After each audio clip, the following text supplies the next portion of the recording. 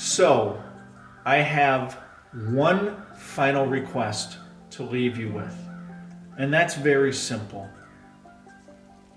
When you purchase or lease your next vehicle, don't give in to your ego. Don't try to go it alone. Whatever you do, don't give in to the way things have always been done.